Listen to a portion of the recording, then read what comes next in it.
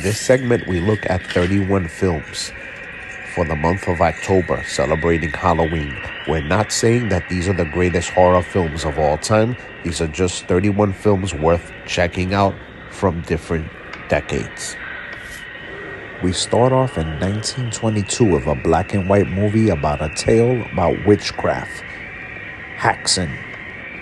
1968 brought a classic, Night of the Living Dead, from George Romero, ushering in zombie films. 1973 brought Exorcism with The Exorcist, starring Linda Blair.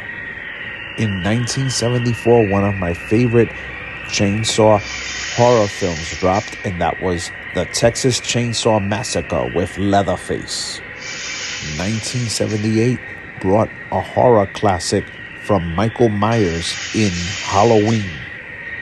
In 1979, Italian film director Lucio Fulci released Zombie 2, bringing in the Italian gore.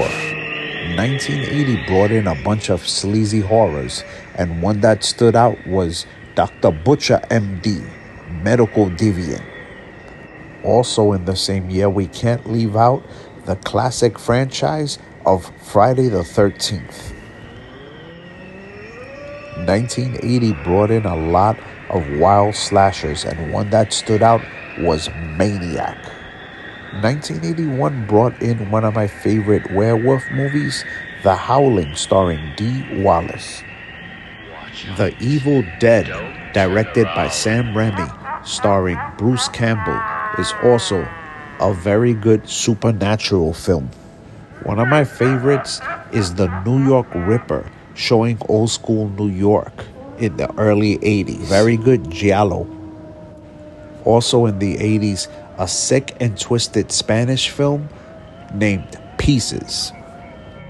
And one of my favorite horror comedies is Basket Case. Troma Pictures put out a lot of wild ones, but in 1984, one that stood out for me was The Toxic Avenger. And in 1984, a VHS that I would not stop playing was Freddy Krueger in Nightmare on Elm Street. 1987 brought in the legendary character Pinhead in the franchise hit Hellraiser. 1992 brought in Francis Ford Coppola's Bram Stoker's Dracula, a well-done gothic vampire film. Peter Jackson directed an early film of his, Brain Dead, known also as Dead Alive, a gory splatter film. In 2003, French horror made its mark with High Tension.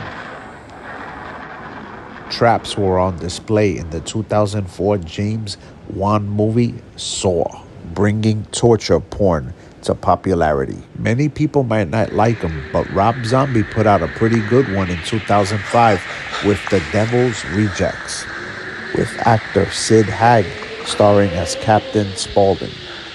In 2005, Eli Roth released Hostile, bringing more extreme horror to mainstream audiences.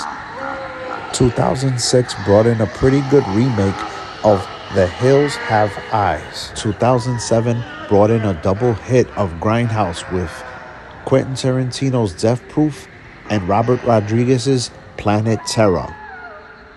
Japanese gore came on in full force in 2008 with Tokyo Gore Police. 2009 brought in a twisted horror film named The Collector. 2010 brought in a twisted foreign film by the name of A Serbian Film.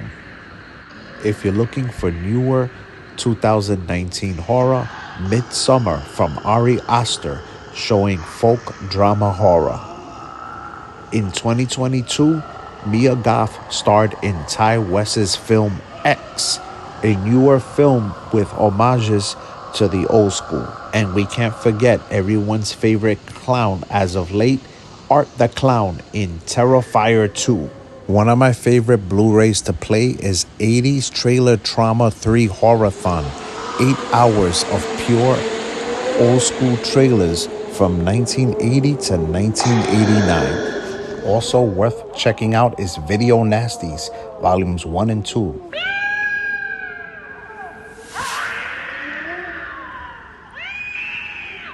Let us know in the comments section what are some of your favorite Halloween horror films.